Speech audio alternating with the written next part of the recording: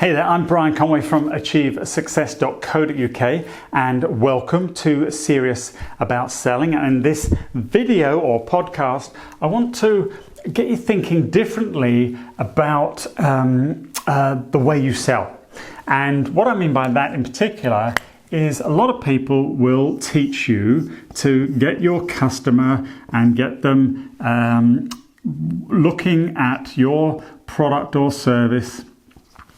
And your goal is therefore to take this product or service that you offer and move them closer to that by closing this gap between where they are and the acquisition of your product or service.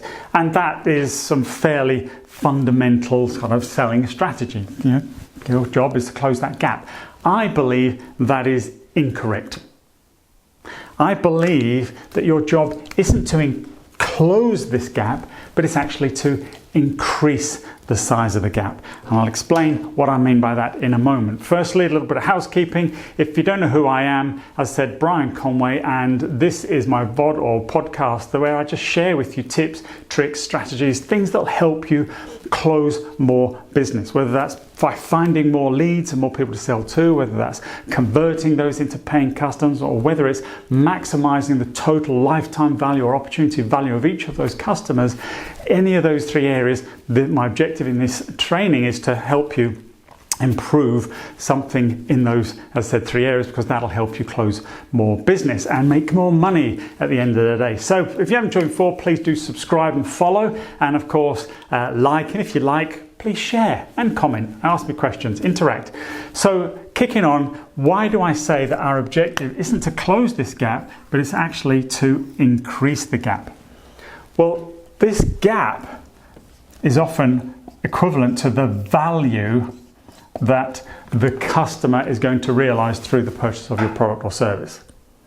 So if we can increase the gap, we're going to increase the value that they realize. And if we can increase the value, then obviously we're going to increase the returns that they get ultimately on their investment. We're going to create the motivation and compulsion for them to actually do something and make an investment in the first place.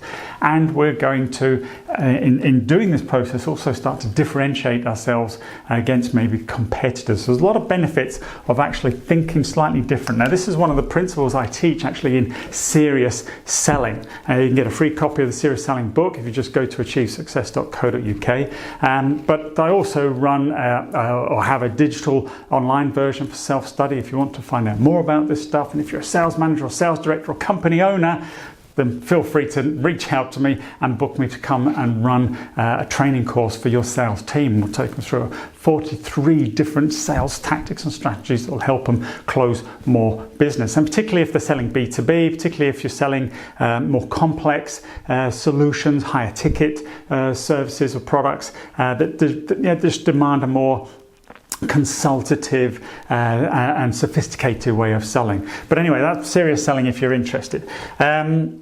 And this is one of the principles I teach. And as I said, the goal is to increase this gap, because this gap is a value gap, and therefore we increase the value if we can then fill that gap with a desired business outcome. And there's the key. You see, what you want to do is really focus on moving your customer away from utopia, their desired outcome, and leverage the pain perhaps that they're feeling at this time, and magnifying that. So it's all about sort of qualifying what is the pain perhaps that they are experiencing.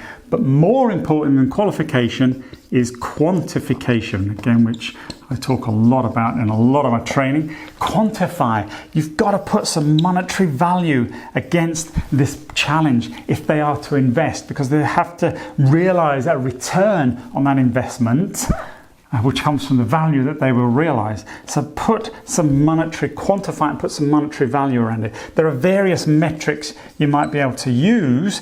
It could be time, it could be client attrition, it could be customer satisfaction, it could be all sorts of things. But at the end of the day, it always comes back to money, because money they're going to spend, therefore money they need to get a return on. So bring the customer further and further away from the challenge. What happens if they don't fix it today? What happens if it's still not resolved in 3 months' time, 6 months' time? So as I said, we're magnifying the challenge.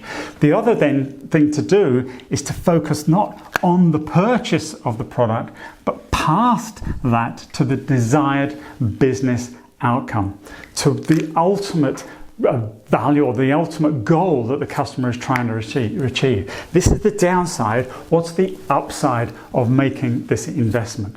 How many more customers will they retain? How much more product or service will they be able to sell? How much cost will they be able to take out of their business? How much risk might they be able to mitigate, and how might that risk be measured in financial terms? By doing that, you're just not focusing on where they are and the acquisition of your product or service. You're focusing on how bad things could be and how great things could be, and create this huge gap in value, and using that then to help the customer come to a more natural conclusion that 1, they've got to do something, 2, they've got to do something now because they're hemorrhaging this cash over here, and 3, that really you're the best person to do it with because you best understand their problem, because you've spent the time diagnosing their challenge.